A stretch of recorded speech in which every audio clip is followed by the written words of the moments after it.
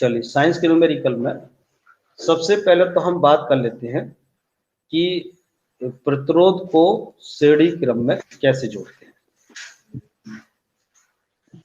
प्रतिरोध को दो क्रम में जोड़ते हैं, एक तो श्रेणी क्रम में जोड़ेंगे और एक समानांतर क्रम में जोड़ते हैं। श्रेणी क्रम में इस तरह से जोड़ा जाएगा, जैसे ये एक प्रतिरोध है, इसी से दूसरा प्रतिरोध जोड़ दिया, इसी से तीसरा जोड़ दिया। क्या मतलब है कि जो करंट यहां से गुजरेगी वही करंट हर एक में गुजरती हुई जाएगी। इसमें क्या रहता है, आई सेम रहता है। हाँ, वोल्टेज हर एक का अलग अलग होगा, इसके बीच में वोल्टेज कुछ और होगा, इसके बीच में वोल्टेज कुछ और होगा। V भिन्न रहता है हर प्रतिरोध के बीच में। अगर आई सेम है, वही करंट जा रही है सभी जगह, तो समझ लीजिए कि वो श्रेणी क्रम है। और इसमें टोटल अगर इसका R निकालें, R1 इसका R2 इसका R3, मान लीजिए कि R1 R2 R3 इनके प्रतिरोध है, तो टोटल R कितना आएगा, टोटल R आएगा इनको जोड़ करके R1 plus R2 plus R3। ऐसे ही सिंपल जोड़ लीजिए तो ये टोटल R निकल करके आ जाएगा, पूरे सर्किट का टोटल प्रतिरोध आ जाएगा। ऐसे जब समानांतर में करेंगे तो समानांतर में भी इस तरह से होते हैं।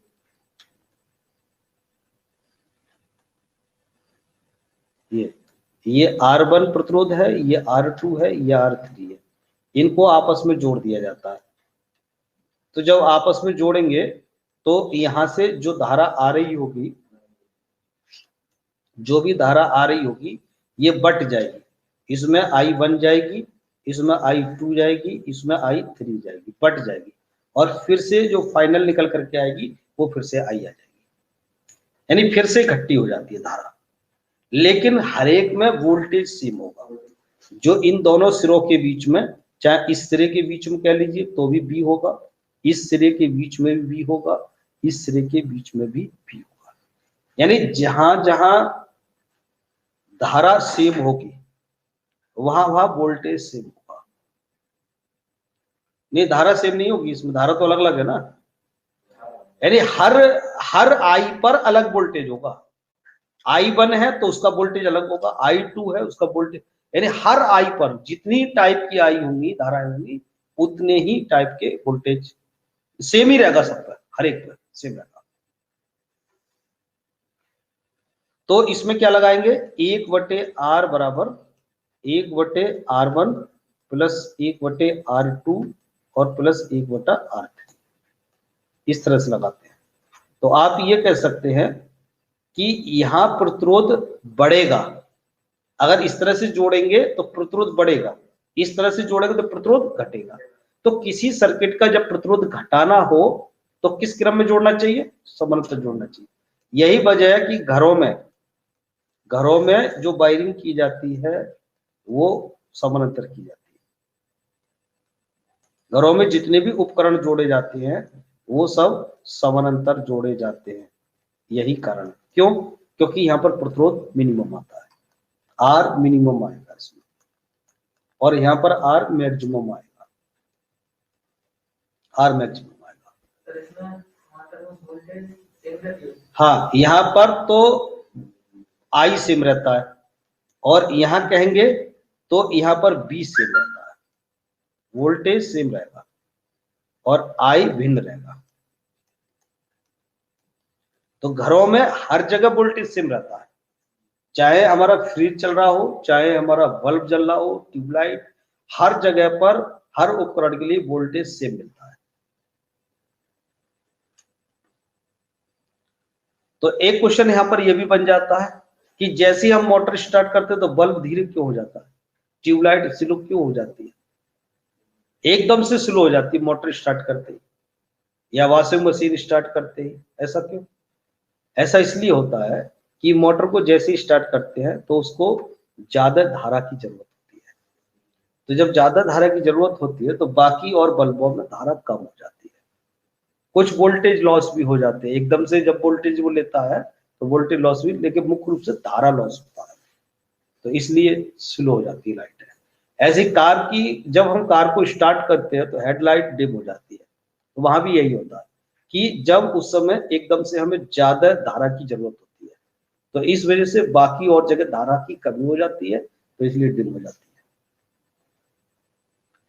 अब यहीं पर एक चीज और कर लीजिए, ये तो है प्रतिरोध के मामले में, लेकिन यहीं पर अगर संधारित्र को जोड़ेंगे तो संधारित्र को उल्टा करते हैं। संधारित्र को आपने अगर जोड़ा कि एक कैपेसिटर ये जोड़ दिया, दूसरा कैपेसिटर ये जोड़ दिया, तीसरा कैपेसिटर ये जोड़ दिया, तो इनकी जो धारता है C1 C2 C3, अगर इसका टोटल C निकालेंगे तो टोटल C बढ़ेगा नहीं, मैक्सिमम नहीं होगा, यहाँ C मिनिमम होगा। क्या करते हैं, 1/C बराबर 1/C1 plus 1/C2 plus 1/C3, यानी बिल्कुल प्रतिरोध का उल्टा करते हैं। श्रेणी क्रम में ये करेंगे, और अगर समानांतर क्रम में पूछेगा तो क्या करेंगे, समानांतर क्रम में इस तरह से जोड़ेगा, एक और ऐसे जोड़िए, एक जोड़ दिया, दूसरा जोड़ दिया कैपेसिटर, तीसरा, तीनों को जोड़ दिया आपस में कैपेसिटर को। ये जब इनको जोड़ा तो ये C1 है, ये C2 है, ये C3 है, तो ये आएगा टोटल C आएगा C1 प्लस C2 और प्लस C3।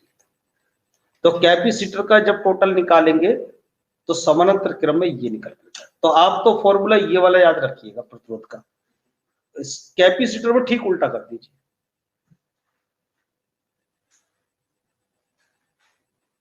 R की जगह C लग जाएगा, बाकी सब वही रहेगा। तो देखिए करके,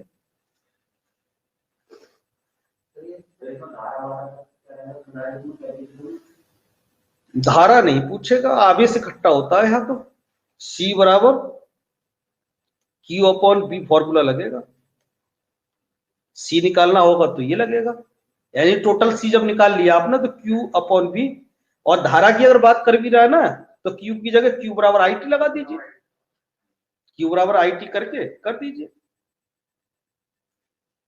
और एक फॉर्मूला जो लगता है दूसरा वो ऊर्जा वाला लगता है, हाफ CV² वाला, ये ऊर्जा हो जाएगी। दो फॉर्मूला लगते हैं संधारित्र में, एक हाफ CV², एक C बराबर Q/V। और यहाँ जो फॉर्मूला लगेगा या B बराबर IR या V/I बराबर R। कहता है ना कि B/I एक कांस्टेंट रहता है, इसका मान क्या होता है, R होता है, B/I बराबर R, ये फॉर्मूला लगेगा है।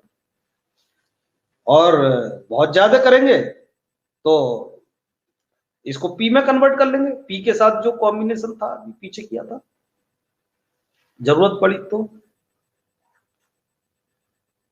चलिए अब देखिए न्यूमेरिकल्स कीजिए, पहले ये बेसिक लिखिए।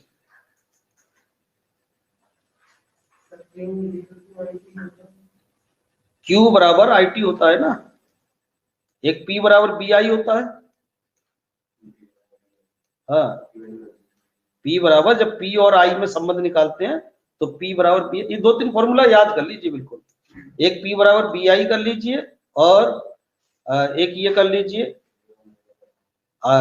ये B बराबर IR, ओम का नियम, B बराबर IR, एक ये फॉर्मूला याद कर लीजिए, एक Q बराबर IT कर लीजिए, एक ये तीन चार फॉर्मूला बिल्कुल जुबान पर रखिए, इन्हीं से सारे क्वेश्चन हो जाएंगे। अब एक क्वेश्चन देखिएगा, कह रहा है कि दिए गए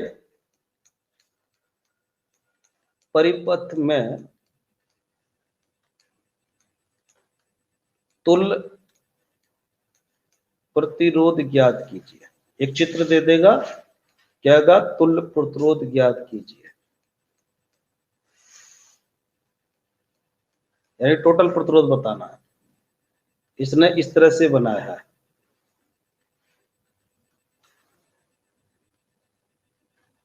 ये इकट्ठा करके फिर एक प्रतिरोध और लगा दिया। यहाँ है 2 ओम प्रतिरोध, और ये भी 2 ओम प्रतिरोध है, और ये है 1 ओम प्रतिरोध। ये 3 पॉइंट है। ये कह रहा है ये A बिंदु है, बिंदु A, ये बिंदु B, और ये बिंदु C। तो तुल्य प्रतिरोध पूछा है। कभी कभी क्या कहेगा, बिंदु ए और बी के बीच में तुल्य प्रतिरोध बताइए, कभी कहेगा बिंदु ए और सी के बीच में तुल्य प्रतिरोध निकालिए।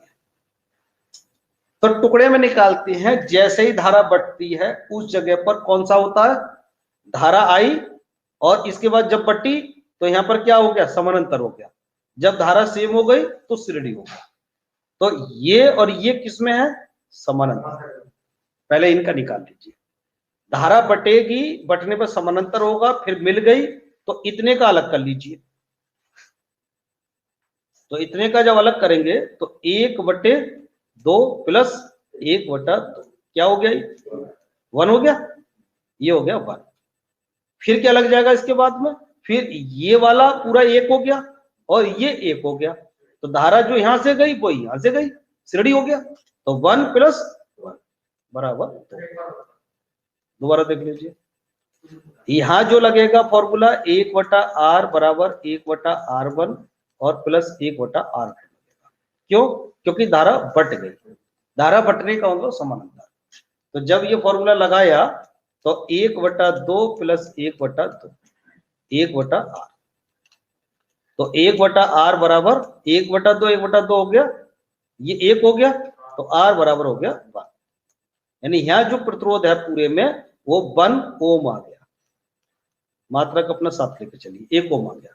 अब ये पोजीशन इस तरह से हो गई कि इधर वाली इधर और इधर वाली इधर। ये 1 ओम है और ये कितना निकल के आया, ये भी 1 ओम आया।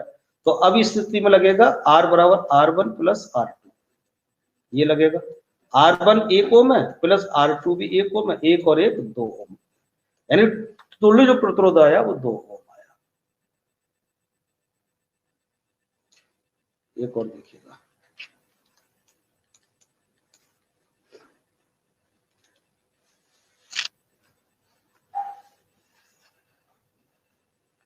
यदि 100 ओम के, चित्र बना के लैंग्वेज में दे देगा, 5 प्रतिरोध, 5 प्रतिरोध श्रेणी क्रम में जोड़े जाएं,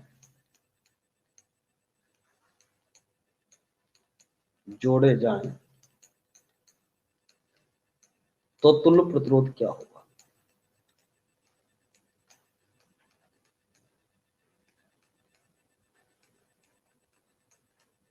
श्रेणी क्रम में जोड़ रहा है तो श्रेणी क्रम में तो फॉर्मूला यही रहता है, R बराबर R1 plus R2 plus R3।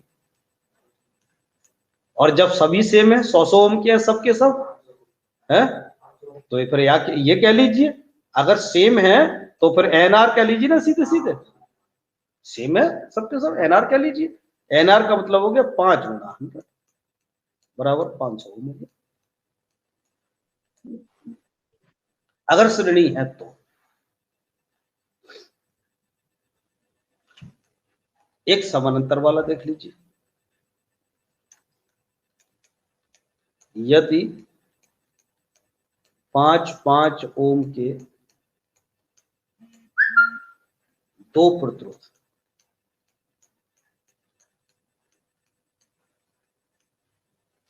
समानांतर जोड़े जाए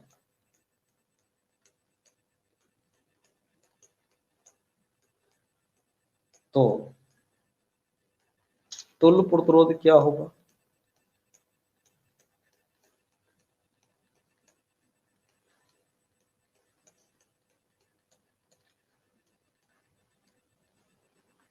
तो 1/r बराबर 1/r प्लस 1/r, सब सेम है ना, तो सेम है तो चाहे तो ऐसा कर लीजिए, सेम है तो कि जितने ओम का है बटे n, ये भी तो लग जाएगा। डायरेक्ट ये भी लगा सकते हैं, सेम है ना सर, तो लगा दीजिए। कितने ओम का है, 5/2 बराबर 2.5 आ जाएगा। इसमें लगाना चाह रहे हैं तो इसमें लगा दीजिए 1/5 प्लस 1/5, इस तरह से करके कैलकुलेशन कर लीजिए।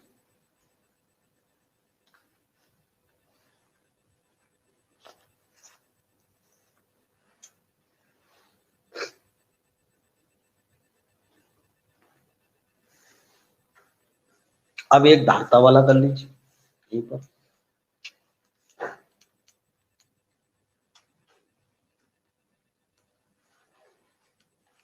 एक कैपेसिटर ये है, एक कैपेसिटर ये है, एक कैपेसिटर ये जोड़ा है, एक ये जोड़ा है, और ये इनकी धारता है, इसकी है 2 माइक्रोफैरड,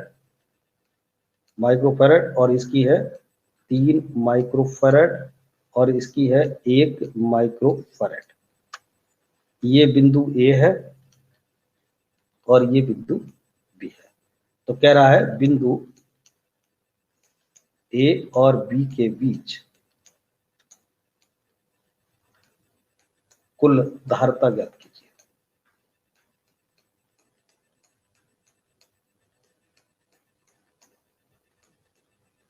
कुल धारता बताइए।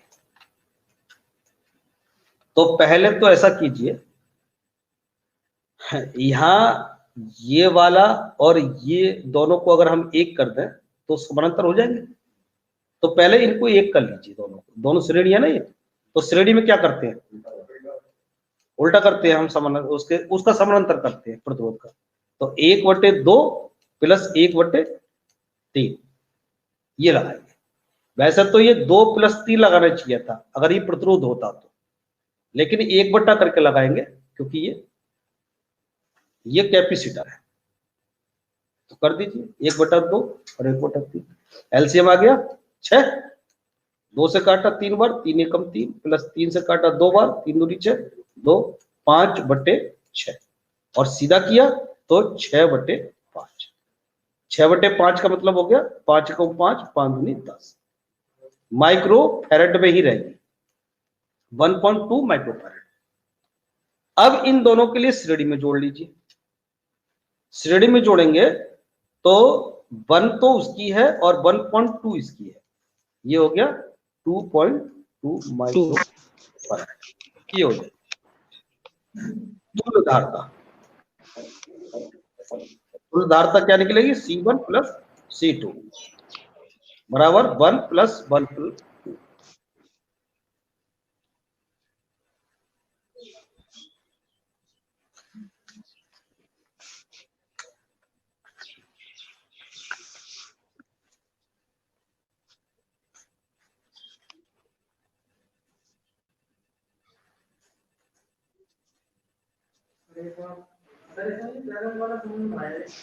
ये नहीं आया पैरेलल वाला, देखिए ये वाला इस समय कौन से क्रम में दिखाई दे रहा है, श्रेणी में। श्रेणी क्रम में हम लगाते हैं R1 + R2 लगाते हैं प्रतिरोध के मामले में, लेकिन यहाँ क्या लगाएंगे, यहाँ 1/C बराबर 1/C1 + 1/C2। प्रतिरोध से उल्टा चलता है ये श्रेणी क्रम में। अगर ये श्रेणी है तो श्रेणी में ये वाला लगेगा फॉर्मूला, ये वाला कैपेसिटर का। तो यही तो किया हमने, 1/2 + 1/3, इनका एलसीएम ले लिया 1.2 आ गया। और समानांतर की जब बात करेंगे, ये और ये समानांतर हो गए, तो यहाँ R1 1/R1 + 1/R2 लगना चाहिए था, लेकिन ऐसे न लगा करके अब क्या लगाएंगे, C1 + C2 लगाएंगे। ये समानांतर हो गया। अब एक इस तरह का क्वेश्चन आ जाता है, इसको देख लीजिए।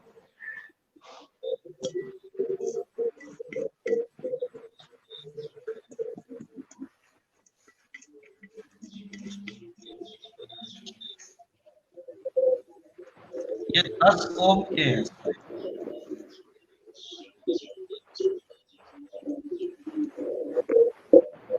ये 2 ओम का है बीच में, और ये जुड़ा हुआ है एक बैटरी। ये बैटरी प्लस और ये माइनस, छोटा वाला माइनस होता है, बड़ा वाला प्लस होता है।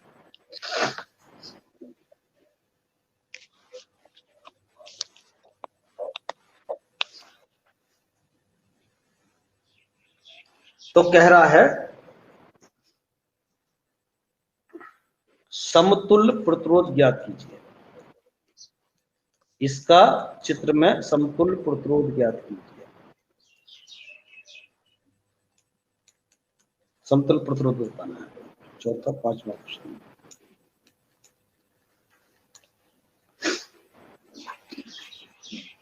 तो देखिए एक फॉर्मूला होता है P/Q बराबर R/S। ये इसे कहते हैं व्हीटस्टेन सेतु पढ़ेंगे हम फिजिक्स में। व्हीटस्टेन सेतु का मतलब है कि अगर इन दोनों का अनुपात इन दोनों के बराबर हो जाए तो ये व्हीटस्टेन सेतु बन जाता है। PQRS इस तरह से हम इसको लिख सकते हैं। अगर ये दोनों सेम है या इनका जो भी अनुपात है इन दोनों के अनुपात के बराबर अगर आ जाए तो ये व्हीटस्टेन सेतु जाता है। व्हीटस्टेन सेतु में क्या होता है कि अगर इसमें बीच में अगर इन दोनों को जोड़ दें तो इसमें जो धारा आती है धारा 0 आती है, यानी इस वाले प्रतिरोध में धारा बिल्कुल भी नहीं। अगर यह गैल्वेनोमीटर लगा दें तो गैल्वेनोमीटर की सुई बिल्कुल भी नहीं मिलेगी। अगर ये भी कह देता है कि एक बिंदु ये P है और यहाँ पर गैल्वेनोमीटर लगा हुआ है इस वाले सर्किट में और इसमें कोई विक्षेप नहीं आता है तो हम समझ जाएंगे कि व्हीटस्टेन सेतु का काम कर रहा है। तो अगर व्हीटस्टेन सेतु की पोजीशन है तो देखिए हो ही गया 10/10 बराबर 10/10 बराबर हो गया 1:1 हो गया दोनों का। तो ये व्हीटस्टेन सेतु बन गया। अब इस स्थिति में अगर ये कहे तुल्य प्रतिरोध क्या होगा तो इनका तो मतलब खत्म ही हो गया। इसका तो मतलब खत्म हो गया ना, जब इसमें करंट चेंज ही नहीं हो रही तो आ ही नहीं रही तो चेंज क्या होगी। तो ये क्या होगा, ये तो होगा दोनों श्रेणी क्रम में और ये दोनों श्रेणी क्रम होगा। तो पहले इनको जोड़ो तो ये हो गया 10 + 10 10 + 10 कितना हो गया 20 हो। ऐसे ये हो गया 10 + 10 बराबर 20। अब ये और ये दोनों हो गए समरंग तो इनका क्या लगेगा 1/20 + 1/20 ये तुल्य प्रतिरोध हो जाएगा। 1/R बराबर हो गया 2/20 तो 10 बार काट दिया तो R बराबर आ गया 10। ये तुल्य प्रतिरोध एक इस तरह से पूछ लेगा।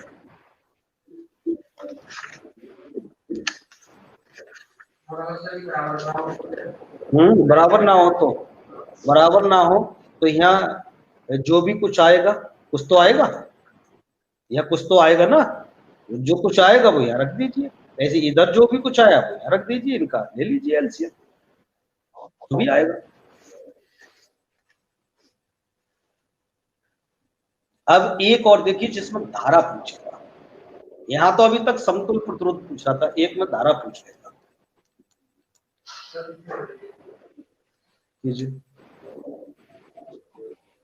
बड़े काम के क्वेश्चन है ये सब।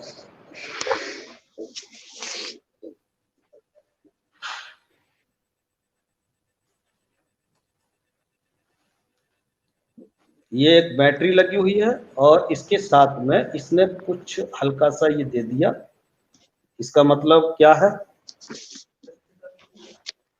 और फिर इसके बाद में एक प्रतिरोध ये है और एक प्रतिरोध ये है, फिर आपस में इनको मिला दिया है और यहाँ लिखा है इसने 12 वोल्ट, यानी ये 12 वोल्ट की बैटरी है प्लस और ये हो गया माइनस, और यहाँ लिखा है 0.6 ओम। इसका क्या मतलब है, जब सेल के बराबर में जब प्रतिरोध होता है ना तो ये आंतरिक प्रतिरोध होता है। इसको हम सेल का आंतरिक प्रतिरोध कहेंगे।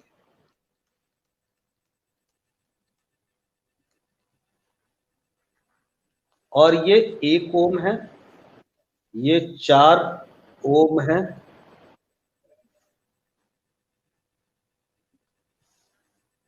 और ये है 6 ओम। चलिए कह रहा है कि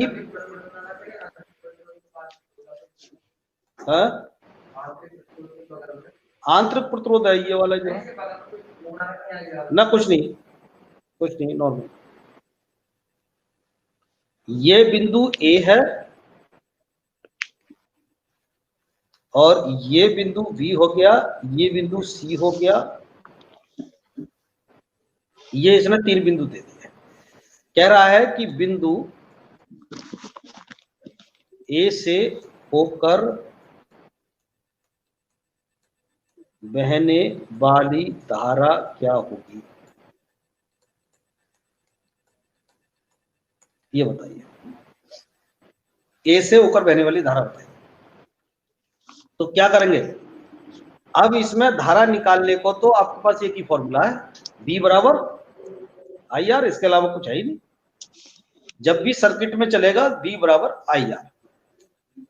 टोटल वोल्टेज तो आपको दे रखा है 12, तो 12 क्या श्रेणी क्रम में यही रहेगा वोल्टेज, यहाँ तो श्रेणी क्रम है ना, तो इसका वोल्टेज अलग होगा और पूरे का वोल्टेज 12 अलग है। तो हम कैसे कह सकते हैं यहाँ पर 12 लगेगा, 12 नहीं लगेगा। अब हमें अभी नहीं पता कि, तो ऐसा कीजिए पहले इसका टोटल का प्रतिरोध निकालिए। टोटल प्रतिरोध कितना निकलेगा, पहले यह निकाल लीजिए, 1/4 प्लस 1/6, तो ये हो गया 12 एलसीएम हो गया, 4 दिया 12 बराबर 5/12, उल्टा कर दिया 12/5, 5 दूनी 10 और 5 चौक 20, 2.4 आ गया। और एक है तो टोटल कितना होगा, 3. और ये नहीं जोड़ेंगे, ये भी तो प्रतिरोध है, तो टोटल कितना हो गया 3 प्लस 0.6 बराबर 4 ओम हो गया टोटल। अब टोटल में बी बराबर आई आर लगाइए टोटल में, तो बी हो गया 12, टोटल की आई निकालिए पहले कितनी, और आर हो गया 4, तो आई हो गया 3 एम्पियर। 3 एम्पियर, तो यहां से जब ये चलेगी तो 3 एम्पियर चलेगी, इसमें से भी 3 एम्पियर गुजरेगी, यहां जाकर के बटेगी 3 एम्पियर, फिर 3 एम्पियर आ जाएगी वापस, इसमें पूछेगा तो भी 3 एम्पियर, इसमें पूछेगा तो भी 3 एम्पियर, लेकिन यहां बट जाए। तो इसमें से कितनी गुजरी 3 एम्पियर, तो धारा तो हो गई इसकी 3 एम्पियर, ठीक। और इसमें से प्रतिरोध कितना लगेगा इसका, एक, तो 3 एकम 3 वोल्ट हो गया इसका प्रतिरोध। तो इस पर वोल्टेज कितनी आई 3 वोल्ट, धारा कितनी आई 3 एम्पियर, अरे धारा तो वही गुजरेगी ना, तो इसने पूछी क्या, ए से होकर बहने वाली धारा पूछी है। धारा जब भी जाती है श्रेणी क्रम में कभी चेंज नहीं होती, तो जब पूरे सर्किट की धारा हमारी कितनी आई 3 एम्पियर, जब धारा यहां से चलेगी तो 3 एम्पियर चलेगी, तो बीच में तो श्रेणी क्रम बटा नहीं ना, तो इसमें से 3 एम्पियर गुजरी, यहां आकर के 3 एम्पियर चेंज हो, तो इसमें पूछिए हमसे ए में कितनी धारा होगी, तो ए में तो 3 ही एम्पियर होगी, तो इसका तो आंसर मिल गया हमें 3 एम्पियर, और ज्यादा करने की जरूरत ही ना। हाँ, अगर ये कहे कि बी वाले में कितनी एम्पियर होगी, बी में टोटल आर था 4, अच्छा सी पे, हाँ सी पे टोटल आर कितना था 2.4 था, ठीक है, और धारा कितनी आ रही है, तो लगाइए बी बराबर आई आर में, बी कितनी हमें निकालनी है ना, यहाँ पर बी कितनी है, तो आई कितनी है, आई तो 3 ही रहेगी टोटल, और आर कितना है 2.4, कर दीजिए 3 चौक 12, असले 7.2 वोल्ट बना। अब यहाँ भी 7.2 वोल्ट होगा, यहाँ भी 7.2 वोल्ट होगा, क्योंकि समानांतर में वोल्टेज सेम रहता है, तो इस वाले में बी बराबर आई आर फिर लगा दो, वोल्टेज तो हो गए 7.2, धारा हमें निकालनी है, और आर कितना है इसका 4, तो आई बराबर हो गया 7.2 बटे 4, 4 एकम 4, 3 बचा, 4 अट्ठे 32, कितनी एम्पियर,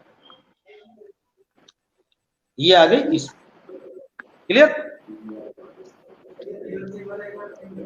बी वाला एक बार, अगर मान लो आपसे बी में धारा पूछ ले, या नहीं पूछिए पूछ ले, तो जो धारा यहां से आ रही होगी 3 एम्पियर की, वही धारा यहां पर पूरे में तो 3 एम्पियर ही होगी, तो आपने बी ए बराबर आई आर लगा दिया, 3 एम्पियर तो हो गई धारा, और पूरे का आर कितना है, आर आप ये निकाल चुके 2.4, तो टोटल वोल्टेज तो 7.2 हो गया, और समानांतर क्रम में जो वोल्टेज इधर होगा वही वोल्टेज इधर होगा, तो आपने फिर से बी बराबर आई आर लगा दिया, वोल्टेज लग गया 7.2, धारा आपको चाहिए इसमें बी वाले में, तो बी वाले का प्रतिरोध लगा दीजिए, बी वाले का प्रतिरोध कितना है 4। तो जब ये कैलकुलेट किया तो 1.8 एम्पियर। अभी आपसे क्या सी वाले में बताइए, सी वाले में धारा, सी वाले में धारा पूछता तो डायरेक्ट, तो फिर बी बराबर आई यार। तो बी कितना रहता 7.2 और आर कितना है इसका 6, आई बराबर हो जाता 7.2 बटे 6 एकम 6 और 6 दूनी 5, 1. दोनों को जोड़ दीजिए, देखिए उतनी हो गई होगी 3। वोल्टेज सेम रहेगी बी और सी में, बी और सी समानांतर है ना, वोल्टेज सेम रहेगी। सर एक बार सी वाला और बताना।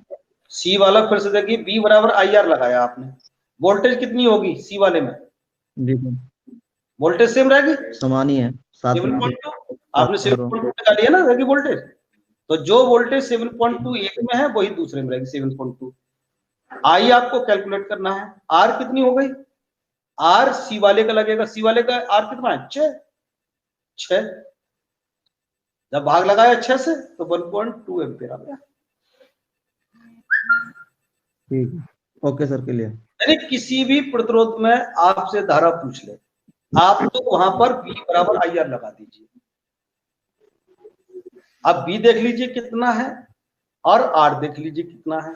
अगर बी आपको कहीं कैलकुलेट करना है तो आपको चाहिए वहां की आई और वहां का टोटल आर चाहिए उस जगह का, तो वहां का बी निकाल सकते हैं।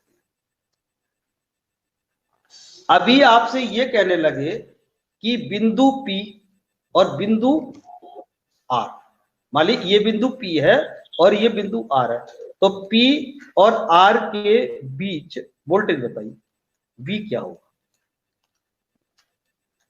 तो फिर क्या करेंगे, फिर लगा दिया आपने P बराबर आई आर।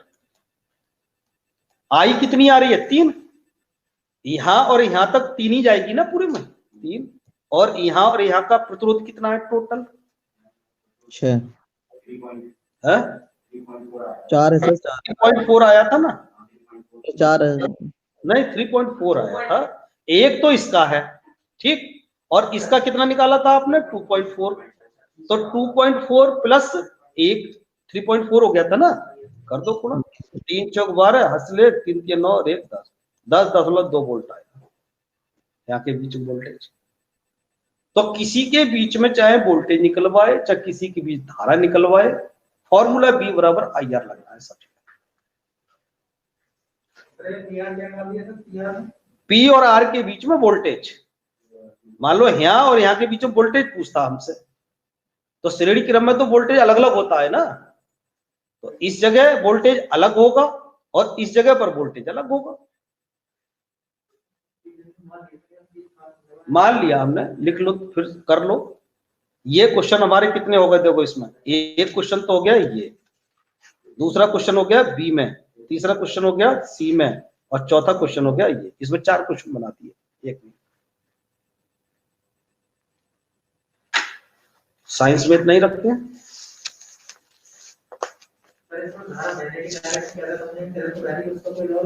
धारा हमेशा प्लस से माइनस की ओर हो जाती है। धारा किधर को भी बहले, आप धारा का कोई फर्क नहीं है, वोल्टेज में कोई फर्क नहीं है, इस क्वेश्चन में कोई फर्क नहीं है, धारा किधर को भी बहले, वो बताए या ना बताए कोई फर्क नहीं। एनोड प्लस वाला एनोड होता है, माइनस वाला कैथोड होता है, तो एनोड से कैथोड की ओर को धारा चलेगी, इलेक्ट्रॉन उल्टे चलते हैं, इलेक्ट्रॉन जो निकलते हैं वो कैथोड से निकलते हैं हमेशा, कैथोड से एनोड की ओर को, धारा एनोड से कैथोड को चलेगी।